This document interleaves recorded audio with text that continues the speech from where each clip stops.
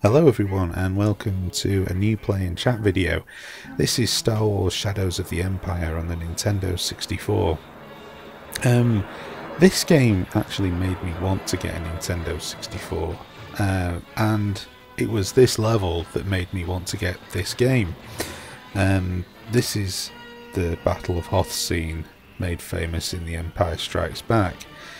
And when the game come out, and when the Nintendo 64 come out, this was as near as damn it I had seen at that time to being able to play the Battle of Hoth in such an accurate adaptation from the movie.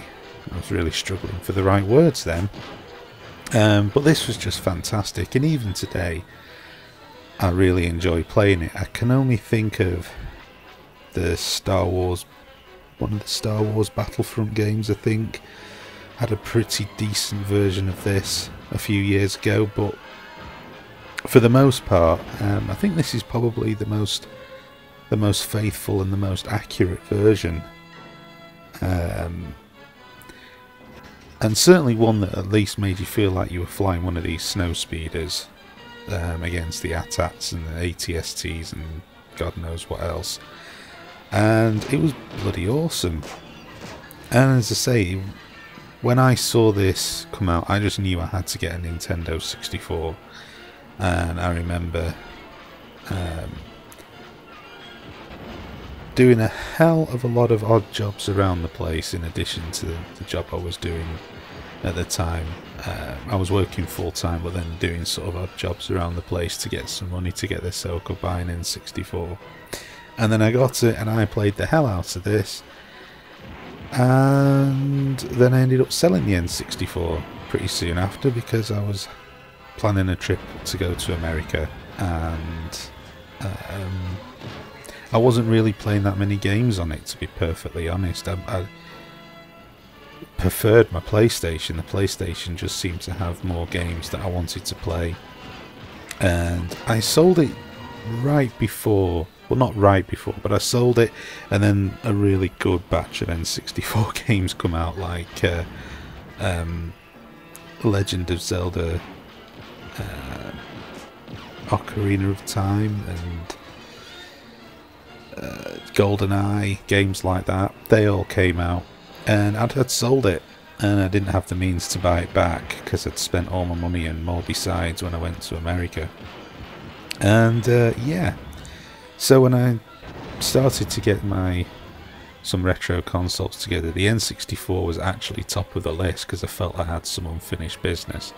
I mean, subsequently I'd gone on to play the likes of Ocarina of Time and well, not play GoldenEye in any other format because it hasn't really, GoldenEye as it is hasn't ever been released on any other format that I'm aware of. So it was an opportunity. I thought, right, I'm going to get Shadows of the Empire back because I really like it, and I'm going to get GoldenEye. They were the first two games that was on my shopping list, and then I bought a few more along the way. But yeah, I really like this. It's one of those games, especially this level in particular, where the Nintendo 64 infamous blurry graphics texture thingy doesn't really come into play too badly. It still looks really good even to this day. I still think this looks like a really decent graphical representation of the Battle of Hoth, and it's still very, very enjoyable to play. So anyway, that's enough about that. On to what I wanted to talk about. What I wanted to chat about was the sort of general negativity that surrounds video gaming at the moment, and I'm just as guilty as anybody else when it comes to this. And I've been trying for the life of me to figure out why. We're here in the UK, we're a few days away as I record this video from the launch of the WiiU. Now, I don't get carried away with the hype of stuff. I tend to try to stay away from it as much as possible, because with consoles and with games, they get hyped to death and there's never any chance of them ever living up to the hype. I mean, God, if you listen to the hype that surrounds some games, they're supposed to be a life-changing experience, and they're not at the end of the day. They're just a form of entertainment. Yes, you can enjoy it very much, or you can be indifferent to it, or you can downright hate it, but at the end of the day, it is still a piece of entertainment. It's nothing more than that.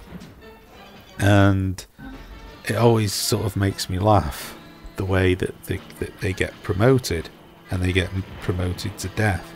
I mean, if you look at the Halo 4 stuff, the money they must have spent on advertising. I mean, they got David Fincher to do the commercials, for God's sake.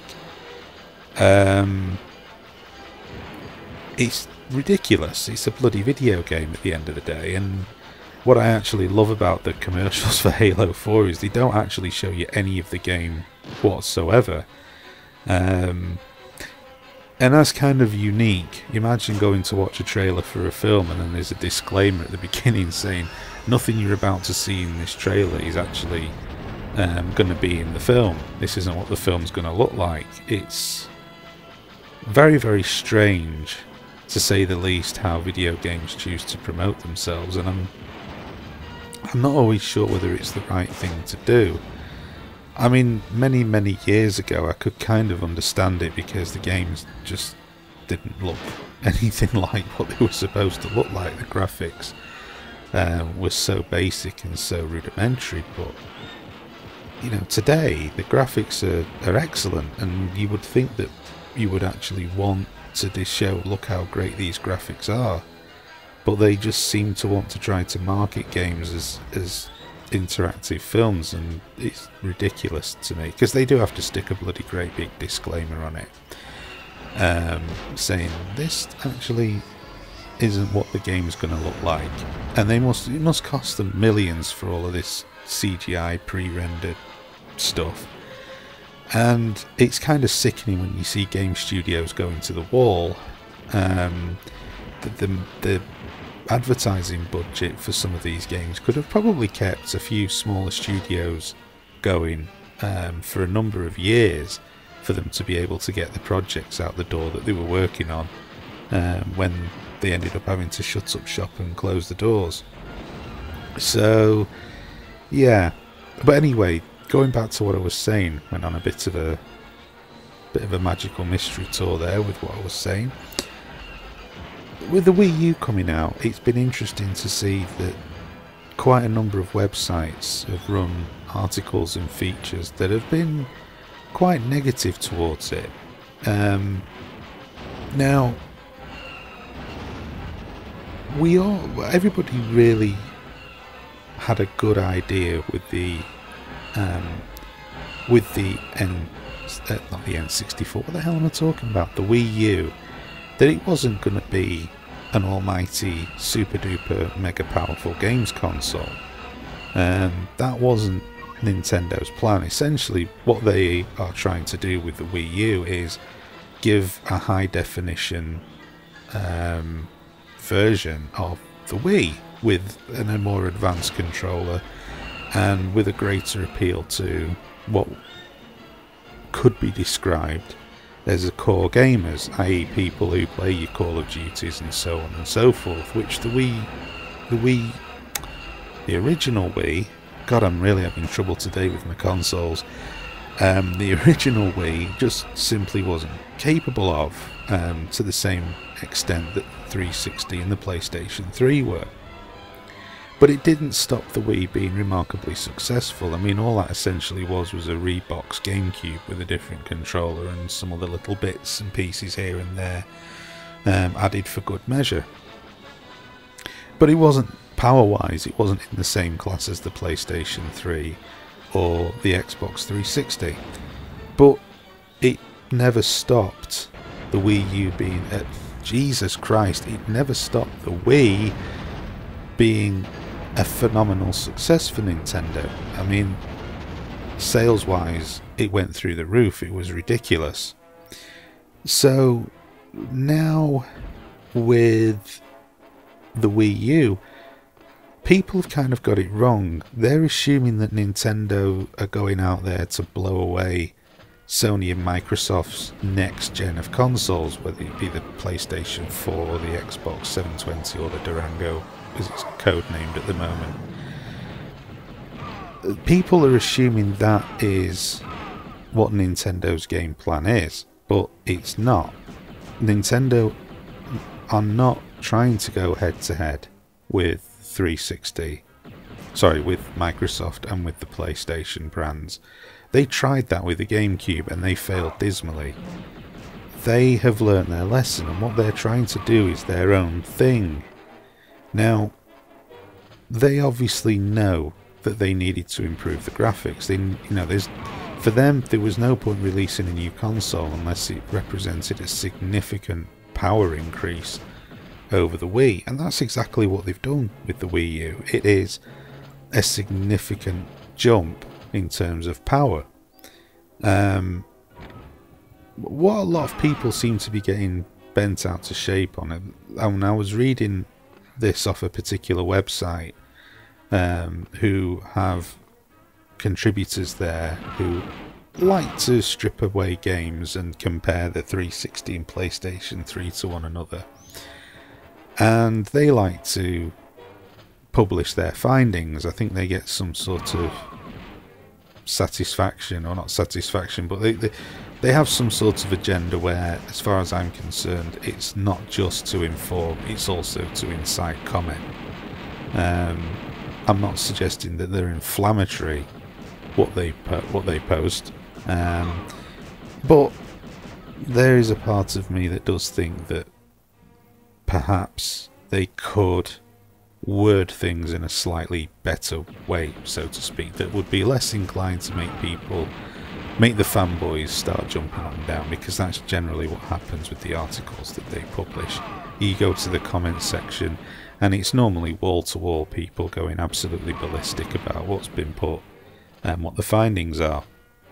Now, they run a comparison of Black Ops 2 between the Xbox 360, PlayStation 3 and the Wii U. Normally it's always a three-way match with the PC. In general, as one would expect, the PC tends to come out on top.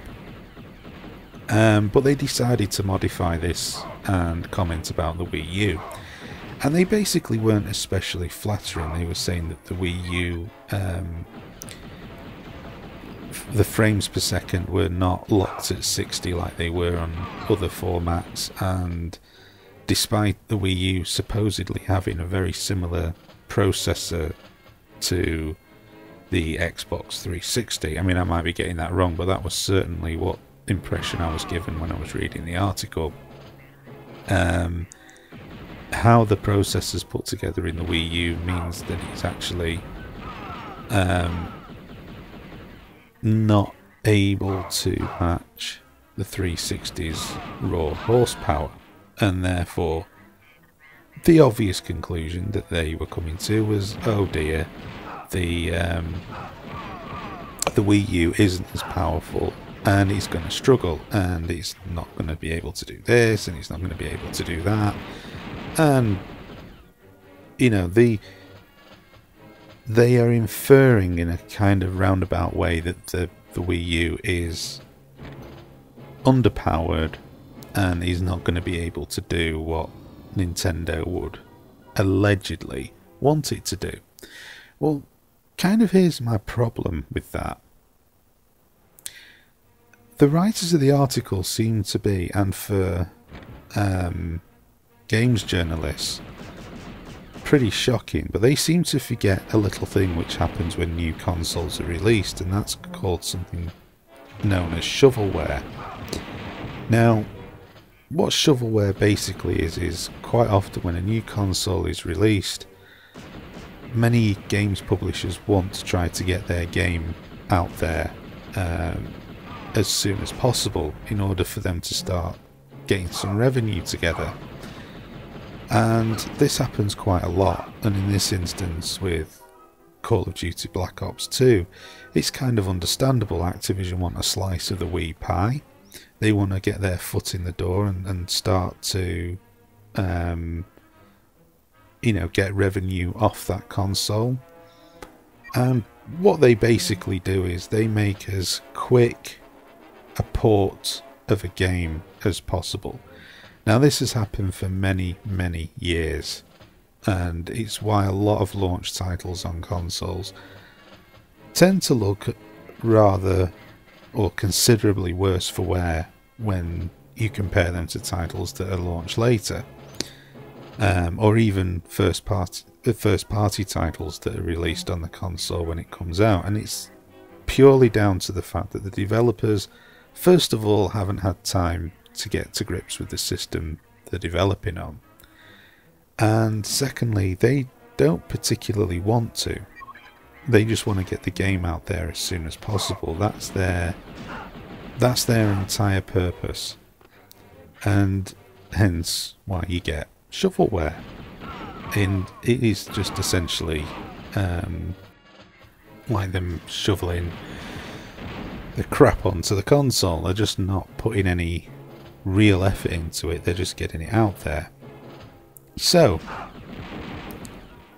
there's no real mention of that in the article, which I thought was kind of surprising, and there didn't really seem to be too much mention of it in the comments that followed either. And again, I thought, well, that's kind of surprising, because at the end of the day,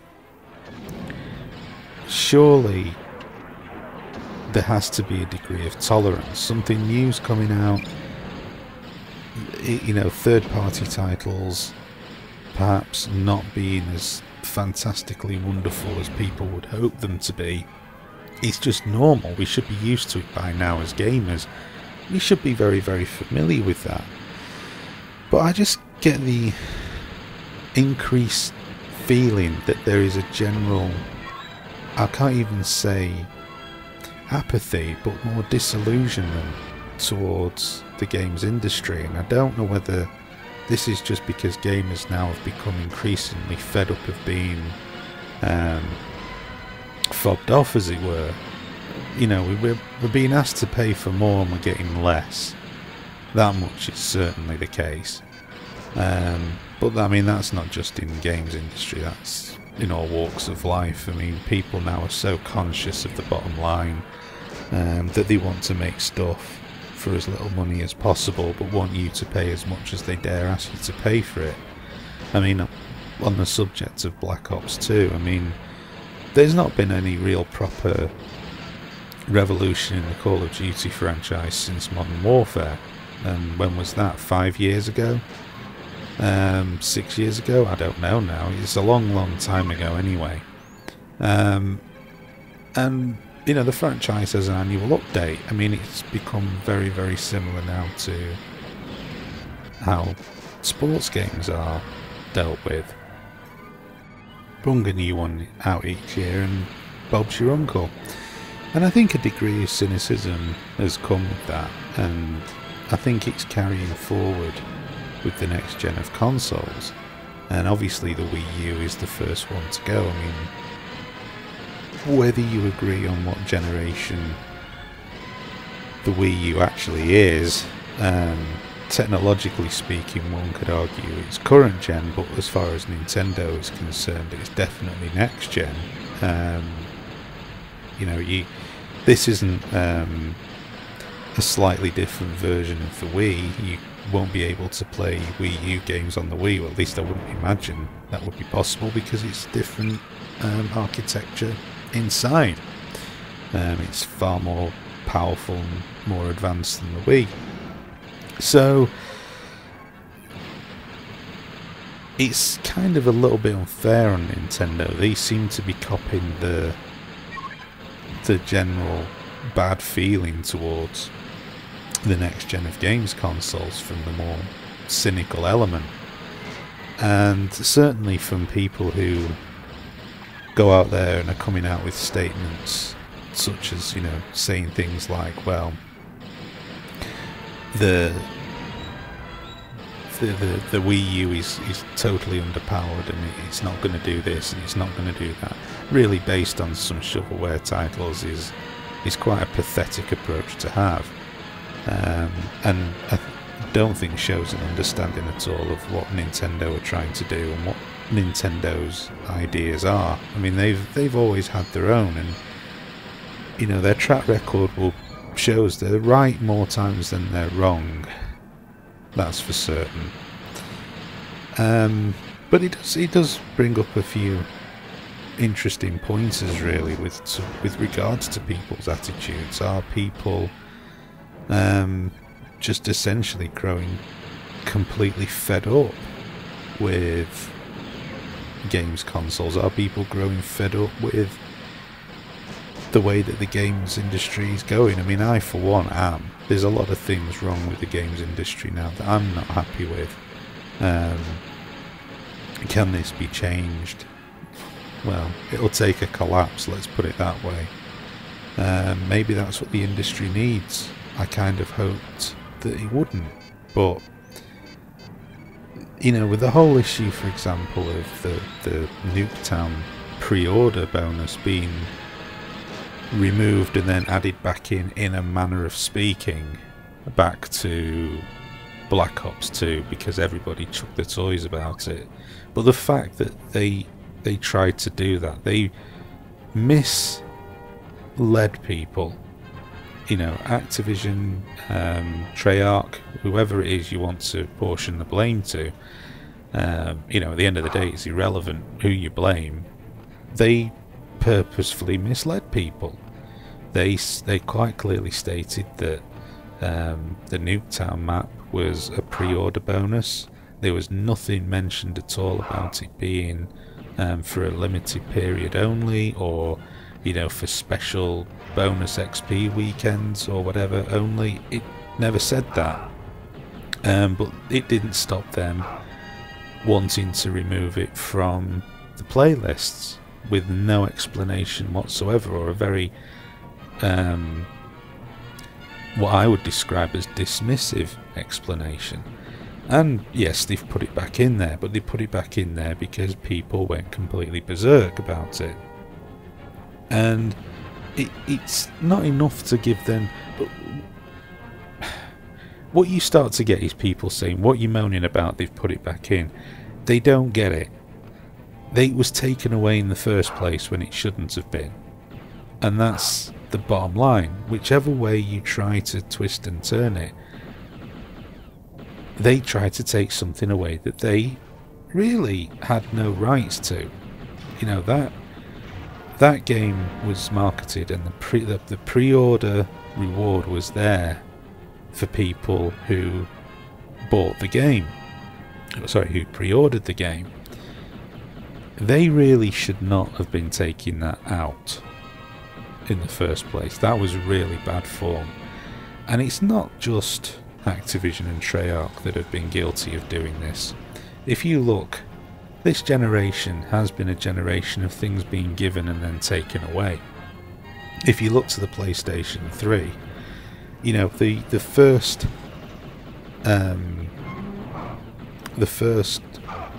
batch of PlayStation 3s all had backward compatibility.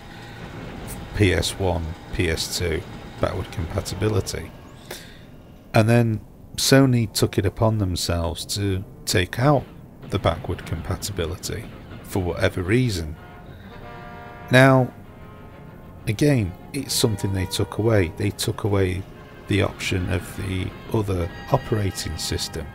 It doesn't matter how many people used it or not. There were people out there that used it, and it was taken away. Now, there was no value given back the other way. You know, if you were using the other OS for whatever reason, you essentially had to either ignore an update, which meant you can't play online anymore, or lose that functionality, which to me is wrong, and it's bad form, and it shouldn't be allowed to happen.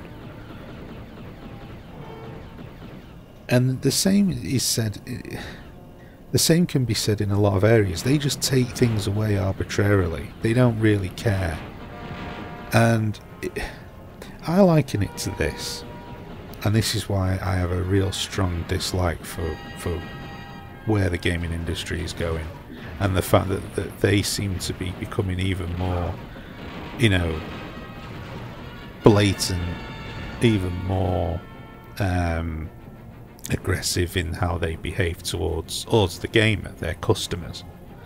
Imagine if you purchased a television and you were using that TV for a couple of years or so, everything's fine, and then suddenly, you know, the TV gets, like a lot of TVs nowadays that connect to the internet, there was a firmware update, and that firmware update knocked out the SCART sockets, or knocked out the component sockets, because they just made an arbitrary decision that they didn't want to support that anymore on the TV, and they wanted to do something else, and they took it away.